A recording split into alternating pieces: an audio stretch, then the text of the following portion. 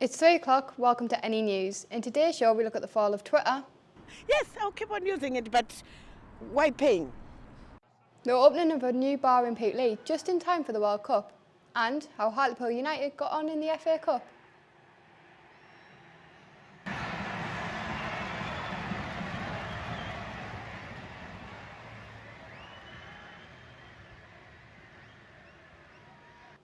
What lengths will people go to get a blue tick on Twitter? Luke Harris investigated the matter.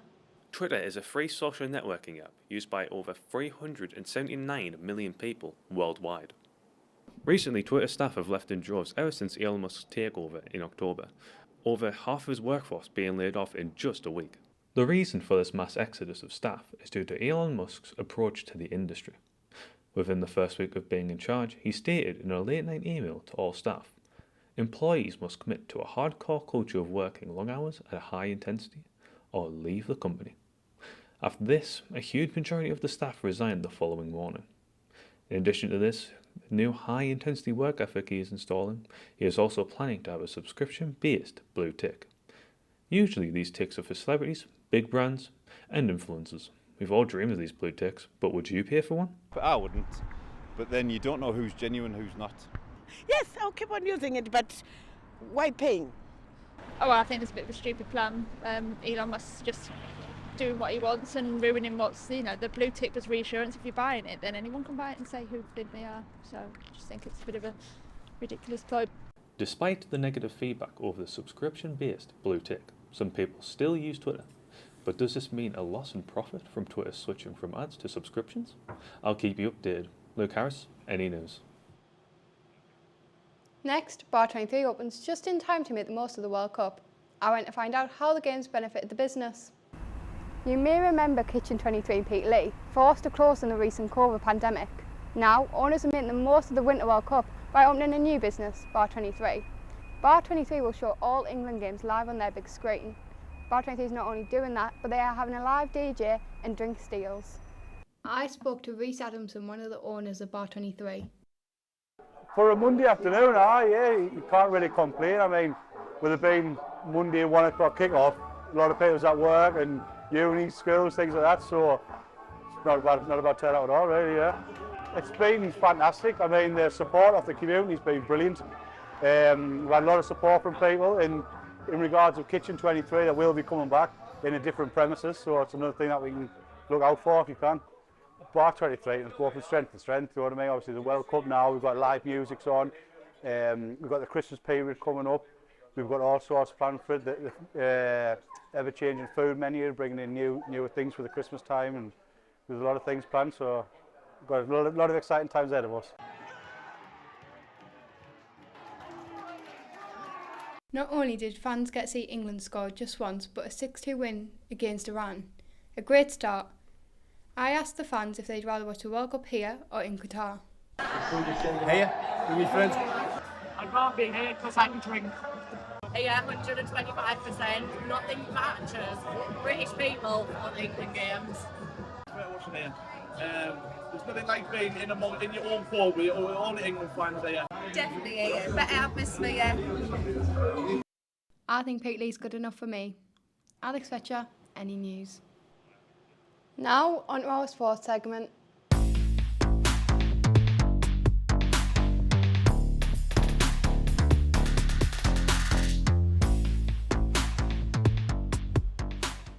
North East players join the World Cup. Our reporter, Robert Wild, sees what all the fuss is about.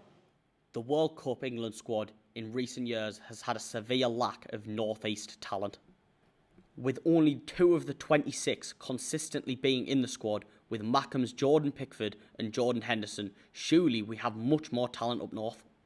The last time Newcastle United players appeared in the England team was 2015, with winger Andros Townsend playing 14 minutes of England versus Australia from the bench at the Stadium of Light. The North East players get their chance to show their level on the world stage at the World Cup this year, with Callum Wilson, Kieran Trippier and Nick Pope all making it into the 26-man squad. Gareth Southgate selected these 3 players for their brilliant form and being huge instigators in Newcastle United being 3rd place in the Premier League. However, what does this mean for Newcastle United, as injuries are always an option in football? Obviously, the Geordie nation is on fire at the minute, with the World Cup coming at potentially the worst time, with a brilliant run of games and only losing once in the Premier League this season. but Trippier, Wilson and Pope are key, with defender Trippier and keeper Nick Pope being involved with the most clean sheets in the league, and Callum Wilson scoring 6 goals in 11 games. The two North East lads battle it out. Jordan Pickford, despite playing for Everton now, will always have Sunderland at heart, and he started over Nick Pope, who was England's backup keeper. However, 2 out of the 3 Newcastle players did get involved, with Kieran Trippier playing the full game and Callum Wilson playing 25 minutes where he got a really selfless assist. Kieran Trippier also put in a brilliant performance at right back, linking up well with Saka and Bellingham. After Harry Kane having a knee scan after going down against Iran, it could mean Callum Wilson could start against the USA on Friday, coincidentally where he scored his first England goal. And a brilliant moment for him and making all the Newcastle fans proud. They will be hoping that he doesn't go down with an injury and can return to Newcastle on Boxing Day. Robert Wild from NE News. Staying on the topic of football, Hartlepool United faced non-league Solihull in an FA Cup first round replay. Blake Burns was there to find out more. The FA Cup is where the magic of football truly belongs. But who will be the shock outlet this year? Hartlepool United will be hoping it's them and that they can continue their fantastic cup form from last year, in which there beat 2 League One sides in Wickham and Lincoln City, as well as Championship side Blackpool. However, they did lose 2-0 at Selhurst Park to Premier League Crystal Palace, but they'll be hoping to go one step further this year and maybe get a trip to Wembley. Well, a 2-2 draw away at Solihull Moors meant a replay here at the Suits Direct Stadium. The Pools didn't really get going, and Solihull capitalised on that when Ryan Barnett put the non-league side ahead. Things went from bad to worse for Hartlepool in the 25th minute when this season's top scorer Josh Umara left the field after a collision with the Moors keeper. Second half, and Solihull looked the more likely to add to the scoring and could have had another 3 if it weren't for the outstanding saves from Ben Killip. With defeat looking likely, the Pools needed a moment of magic, and that they got when Regan Tumulty coolly slotted home in the 90th minute.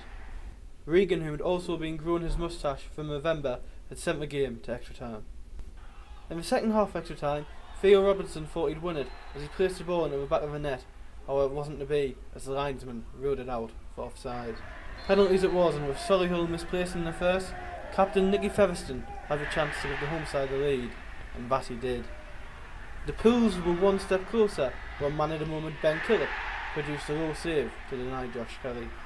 This gave the League Two side a chance to go one step closer through David Ferguson, however he failed to convert his spot kick.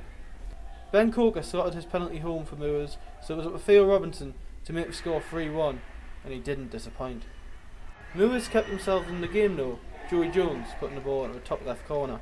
If Pools missed it, gave Solihull a way back in, however Jake Hasty converted his penalty, meaning Moors had to score or they were out.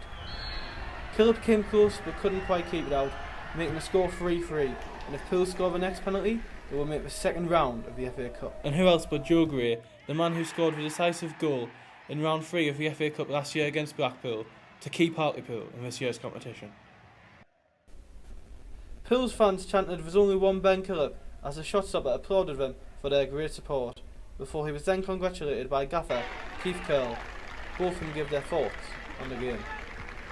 The boys worked so hard then, and I let them down Saturday, and it was nice to be able to repay them today with a good performance and get us through to the next round of the Cup. Yeah.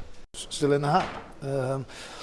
Disappointed with the way we started the game because I thought we lacked a yard. Had to be brave, change the shape, even though we were a yard off it with a back 4. Blake Burns, NE News.